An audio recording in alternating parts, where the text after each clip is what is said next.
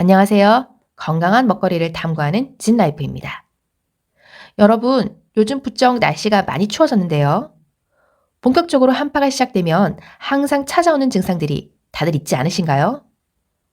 저는 이때만 되면 늘 비염으로 훌쩍거리게 되고 얼굴에 생기는 트러블로 거울을 보기가 싫어지곤 했었는데요. 왜 이렇게 겨울만 되면 여러 가지 증상에 시달리게 될까요? 이는 면역력의 저하로 우리 신체에 문제들이 발생하기 때문일 겁니다.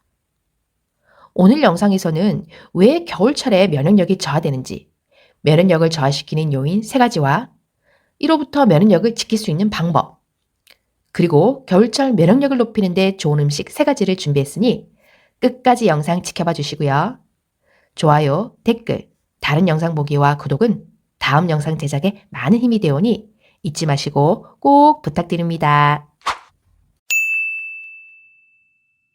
겨울철 면역력을 떨어뜨리는 요인 첫 번째는 바로 운동 부족입니다. 요즘 너무 추워지니 운동하러 나가는 게 너무 힘드시죠? 사실 저도 이불 밖으로 나가기가 정말 힘든데요. 날씨가 추워지면 자연스레 실외 활동이 줄어들며 신체 활동 역시 줄어들 수밖에 없고 운동을 통해서 얻을 수 있는 장점인 체온 상승과 숙면, 면역세포의 활성화, 스트레스 해소 효과를 보는 것이 어렵습니다. 우리 몸의 근육량을 유지하는 것이 체온 유지를 위해서는 정말 중요하다는 걸 알고 계시나요? 운동 부족으로 인해 근육량이 감소하면 체온이 낮아지게 되고 면역력도 함께 낮아지게 됩니다.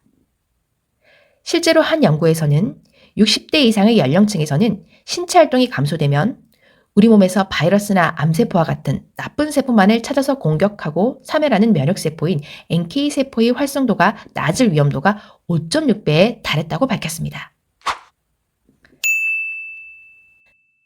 날씨가 추워서 실외 운동이 힘드시다면 실내에서라도 실내 자전거나 러닝머신 등으로 매일 30분에서 1시간씩 약간 숨이 찰 정도의 중강도의 운동을 꾸준히 하셔야 합니다. 특히 NK세포의 활동성은 등산이나 조깅, 산책, 수영 등 중간 강도의 운동을 했을 때 꾸준히 증가해 암세포를 더욱 효과적으로 공격할 수 있으며 고강도의 운동에서는 오히려 활동성이 낮아질 수 있습니다. 그리고 겨울철 운동의 가장 큰 문제는 부상 위험이 크다는 건데요. 추운 날씨에 갑자기 운동을 하게 되면 근육이 손상될 수 있으니 어깨와 팔, 다리, 관절 부분을 마사지해서 충분히 긴장을 풀어준 다음 스트레칭과 본 운동을 시작하시는 것이 좋습니다. 마사지를 하실 때에는 귀 밑에서 목선을 타고 쇄골까지 겨드랑이와 서해부를 함께 부드럽게 마사지해 주시면 림프절의 순환을 도울 수 있어서 더욱 좋습니다. 그리고 겨울철에는 하루 중 가장 추운 새벽에 운동을 하는 것보다는 낮에 하는 것이 부상 위험을 줄임과 동시에 햇볕을 적절히 받음으로써 뼈 건강과 직결된 비타민 D의 합성을 도울 수 있으며 숙면에도 좋습니다. 겨울철 면역력을 떨어뜨리는 요인 2번째는 바로 체온 저하입니다. 면역력은 체온과 상당히 깊은 관련이 있어 체온이 올라가면 림프구가 활성화되어 면역력이 증가하고 체온이 날아가면 면역력도 떨어집니다. 또한 날씨가 추워지면 우리 몸은 체온 유지를 위해 피부와 근육, 혈관 등에서 더 많은 에너지를 소모하게 되며 그에 따라 면역세포에 쓰이는 에너지가 감소되고 면역력이 떨어지는 일이 발생합니다. 면역세포의 활성도를 높이려면 체온을 높이는 2가지 습관을 만들어 보세요. 첫 번째는 아침에 일어났을 때 뜨겁지 않은 따뜻한 물 또는 미온수로 하루를 시작하는 것입니다. 해외의 한 연구 결과에 따르면 식사 전 500ml의 물을 마시면 신진대사가 30% 증가하는데 이때 물의 온도를 22도에서 37도로 높이면 신진대사는 40% 증가한 것으로 나타나 따뜻한 물을 섭취하는 것은 면역력 증강에도 도움을 줄 수 있다고 발표했습니다. 평소 따뜻한 물이나 음료를 마시는 것은 가장 간편하고 즉각적으로 체온을 올릴 수 있는 방법이며 특히 체온이 떨어지고 있는 기상 직후에 마시는 따뜻한 물 한 잔은 체온을 빨리 높이고 하루를 활력 있게 시작하는데 아주 효과적입니다.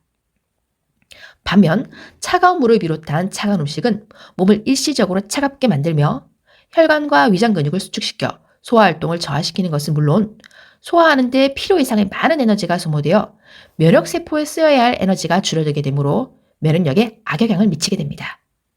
따라서 따뜻한 물을 마시는 것이 힘들다면 적어도 차가운 물을 마시는 습관만은 피해야 합니다. 체온을 높이는 습관 두 번째는 하루에 20분씩 반신욕이나 족욕 또는 온찜질로 몸을 데우는 것입니다. 물리적으로 몸을 따뜻하게 하는 것은 체온 상승에도 도움이 되는 것은 물론 38도에서 40도 정도의 온도에서 최소 20분간 지속하는 반신욕의 경우에는 체온 상승은 물론 혈액순환 개선과 스트레스 완화, 숙면을 돕는 등 운동할 때 신체에 나타나는 장점과 유사한 효과도 누릴 수 있습니다. 족욕이나 반신욕이 번거로우시다면 평소에 체온을 잃기 쉬운 목과 손, 발을 따뜻하게 해주시는 것도 도움이 되는데요. 외출할 때 목도리나 장갑을 끼는 습관을 갖는 것은 물론 실내에서도 양말을 신어서 체온을 유지하는 것이 좋습니다.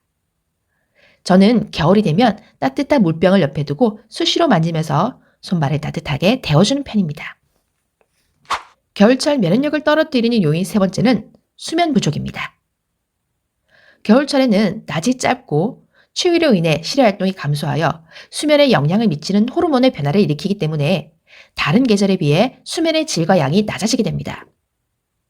수면이 부족하면 면역 기능을 담당하는 세포의 수와 기능이 감소하여 감기와 같은 질환에 노출되기 쉬우며 피로감과 무기력증, 불안감 등이 증가합니다. 미국의 한 연구에서는 수면 부족이 만성적으로 지속되면 건강한 여성의 인슐린 저항성을 증가시킬 수 있으며 폐경 후의 여성에게는 치명적인 영향을 미쳐 제2형 당뇨병의 위험 요인이 될 수 있다고 밝혔습니다. 혹시 겨울이 되어서 숙면이 힘드시다면 다음의 사항을 기억하고 잘 지켜보세요. 하나, 오전 중에 30분 이상은 햇볕을 꼭 쬐어주세요.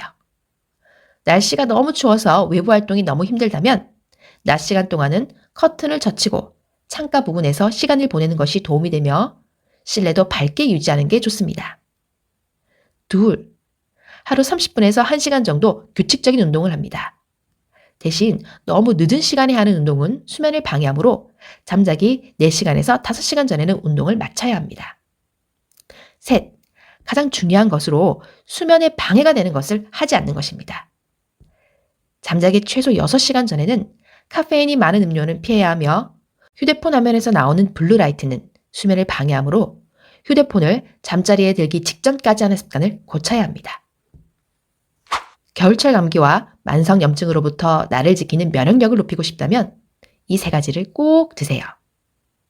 하나, 따뜻한 생강차로 체온을 높여주세요. 생강 속의 진저롤과 쇼가올은 몸속에서 찬 기운이 빠져나가게 하고 몸을 따뜻하게 하며 양기를 돋워주는 효과가 있어 몸을 데우는 데 좋습니다.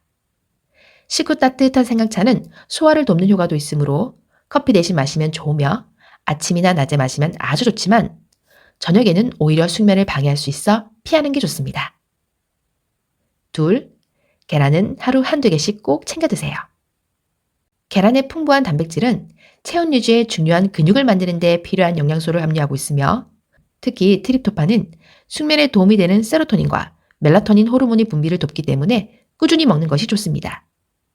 만약 계란을 드시지 못하는 분이라면 두부와 같은 콩으로 대체해도 됩니다. 셋, 신선한 채소와 과일을 매일 골고루 드세요. 채소와 과일을 먹을 때는 가급적이면 익히지 않은 날 것으로 섭취해서 비타민과 영양소가 파괴되지 않도록 하며 겨울철에 가장 저렴하고 맛있으며 면역력을 강화하는 데 중요한 비타민C의 공급원인 귤을 먹는 것을 추천합니다. 올겨울 추워도 매일 30분 이상 운동하면서 따뜻한 물 많이 드시고 7시간 이상 숙면을 취하시면서 오늘도 건강한 하루 되세요. 감사합니다.